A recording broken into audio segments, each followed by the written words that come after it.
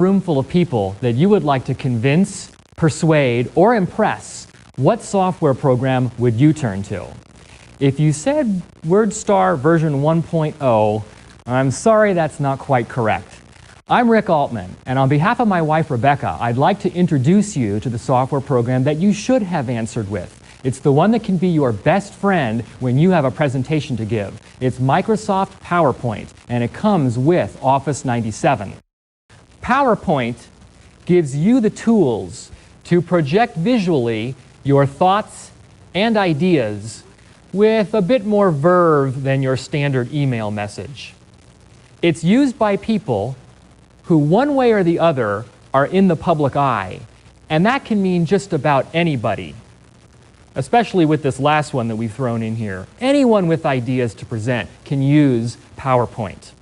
Now, this is modern-day 32-bit software, and that means that you're going to need more machine than you would have ever dreamed of just a couple of years ago.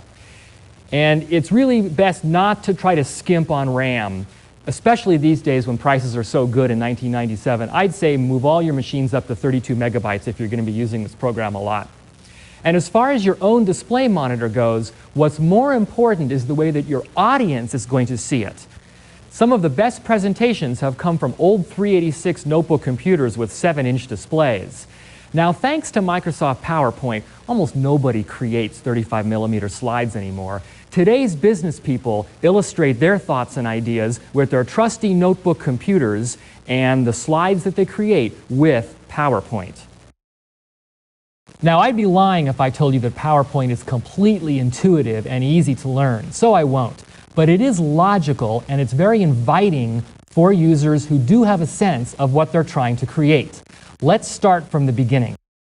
When you install PowerPoint, Setup automatically creates an icon in your Programs folder, like here. And a single click on it will start it, at which point you will be greeted with this dialog box right here. This gives you the 4 choices that you have when you start out. Beginning with the Auto Content Wizard, this practically interviews you and asks you all about what kind of a presentation you want to create. Choosing templates gives you a good running start also, and we're going to come back to this one in just a bit. Blank presentation, that is plain vanilla. If you just want to start with a plain white screen and go from there, or if you want to work on an existing presentation, you would click here.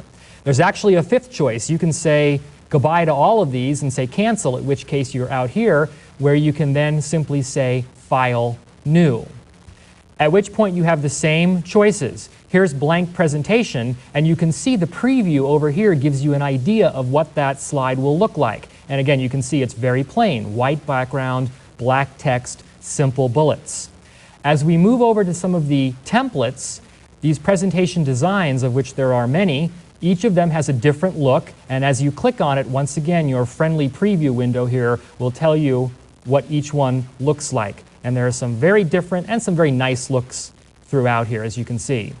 The 3rd tab gives you full-blown presentations. These have multiple slides in them and some charts and titles and everything else, and each of these has a name which is so long in some of these cases that they bounce into the other one. Here's a good opportunity to change your view. Let's use the list view instead, where now you can get a much better sense of this. And you can see the kinds of things there are here: business plans, company meetings, flyers, marketing plans, personal home pages for creating web pages on the internet, product overviews. You can see, and each time you click on one of these, once again, you will get a preview. So if you have an idea in your mind of what you want your presentation to look like, you can browse these just right here before you even open them up.